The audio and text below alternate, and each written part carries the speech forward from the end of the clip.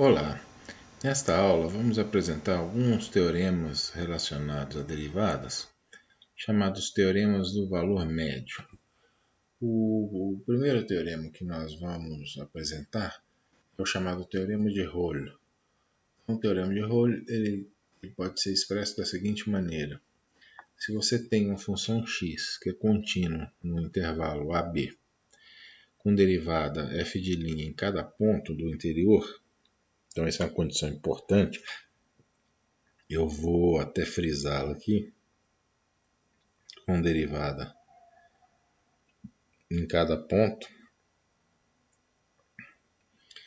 E se f de A for igual a f de B, ou seja, a função sai em A de um ponto e retorna ao mesmo valor no ponto B, então uma coisa desse tipo aqui deve estar acontecendo. Ó, ela saiu aqui e ela chegou no mesmo ponto. Na verdade, ela chegou no mesmo ponto aqui também.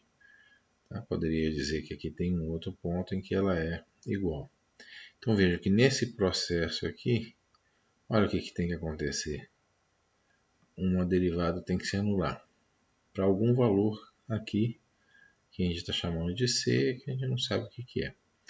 A mesma coisa acontece nos outros intervalos. Então, por exemplo, aqui, entre o A e o B, novamente aparece uma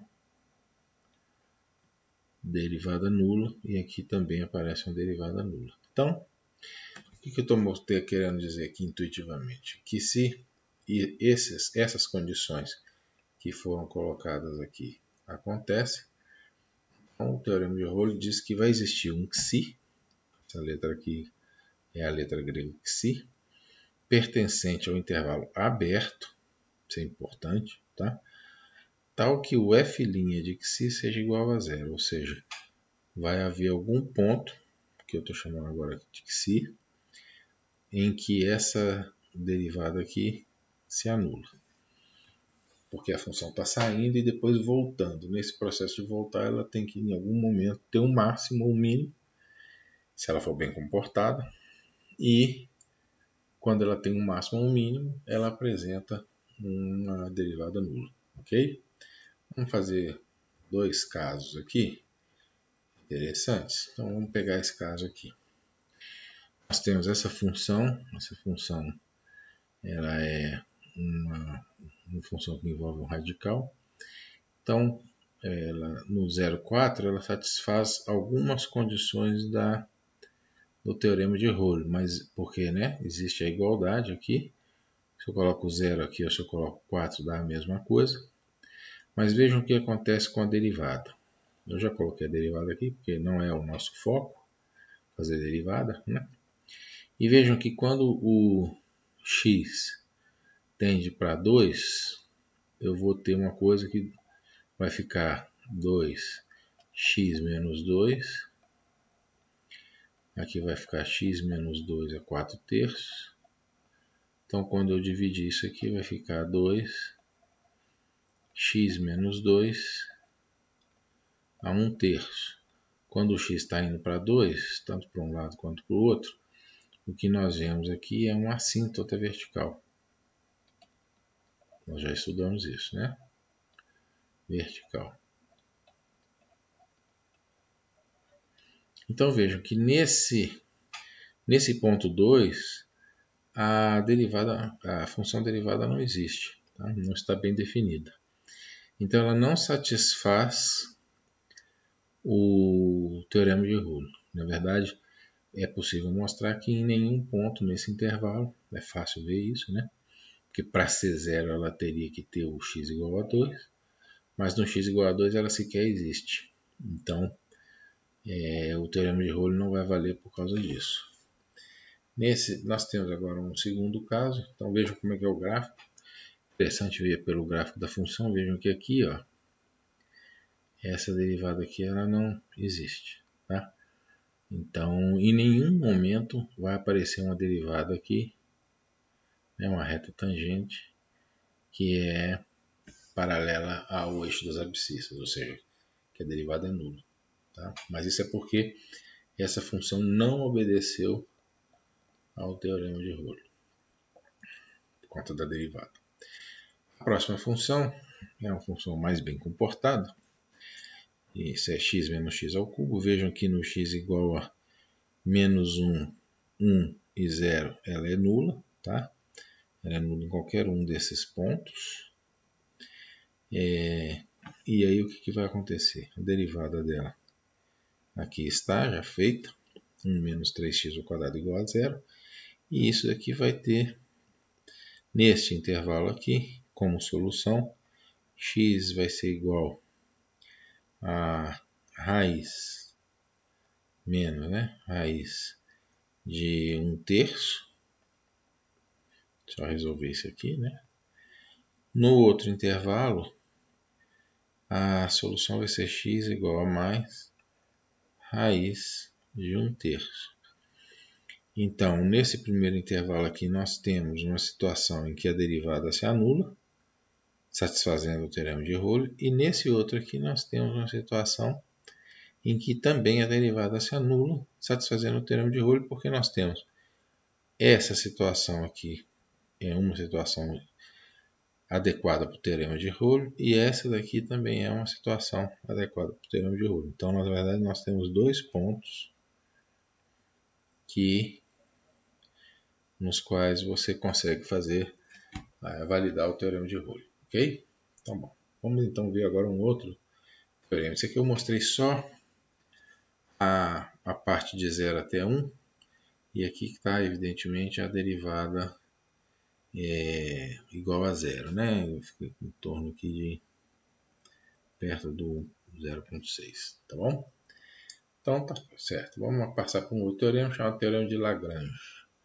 O teorema de Lagrange diz o seguinte: as condições são mais ou menos similares ao teorema de Rowley, mas eu não vou impor que o f de A seja igual a um f de B, nada disso. Então não vou impor isso e vou tentar ver o que acontece. Então vejam o que acontece no gráfico. Eu tenho essa função, eu tenho ela aqui no ponto A, no ponto B. Essa distância aqui é f de B menos f de A. Essa distância aqui é o B menos A. Eu posso então calcular a declividade da secante como sendo esse sobre esse, Então a declividade da secante seria f de B menos f de A sobre B menos A. O que o teorema de Lagrange vai dizer é o seguinte: é que se isso acontece e a função é contínua, a derivada é bem comportada e tudo, vai haver algum ponto aqui, que a gente chamou de C, o teorema eu vou chamar de forma diferente, de que essa tangente tem exatamente a mesma declividade da secante, tá bom? Isso pode ser expresso matematicamente dessa maneira. Vai existir algum ponto que seria o C lá no gráfico, pertencente ao intervalo aberto, tal que essa distância dividido por essa, passei multiplicando, é igual a mesma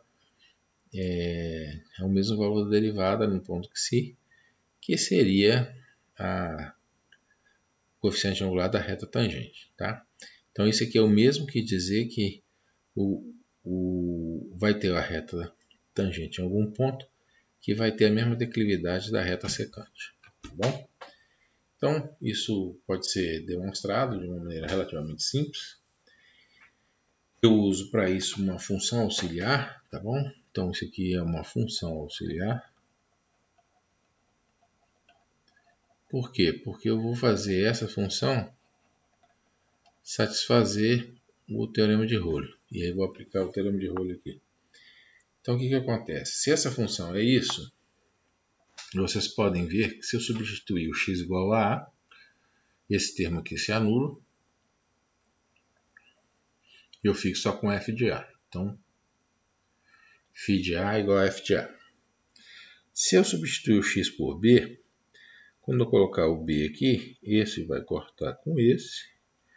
Aqui tem um B, esse f de B vai cortar com esse, menos com menos dá mais. Então vai ficar só f de A de novo. Então φ de B é igual a f de A também. Ora, Então eu tenho uma situação em que a minha função tem o mesmo valor em dois pontos.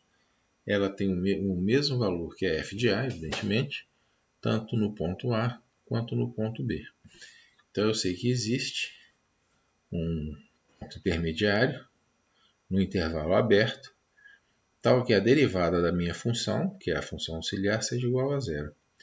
Ora, mas o que é a derivada da minha função auxiliar? A derivada da minha função auxiliar é simplesmente isso, porque lembra que aqui tem um x menos a, né?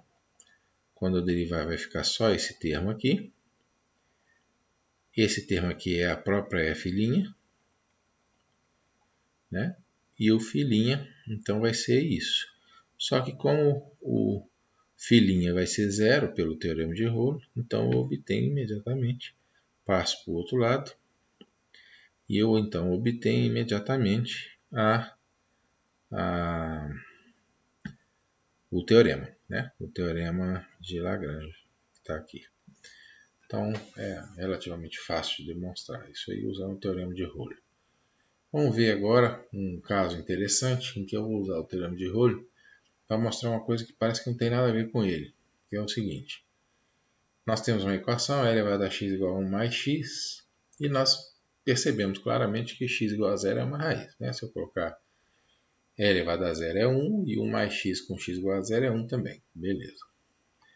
Agora eu quero mostrar que ela não pode ter outra raiz real. Então o que eu faço? Eu crio aqui a função, essas duas funções, monto a função h, que é a subtração dessas duas funções. Então vejam que eu criei o h aqui, que é a subtração dessas duas funções, tal que o h no x igual a zero, ele é zero. Eu agora posso, então, se existisse uma outra raiz, vamos supor que exista, por contradição, uma outra raiz, a.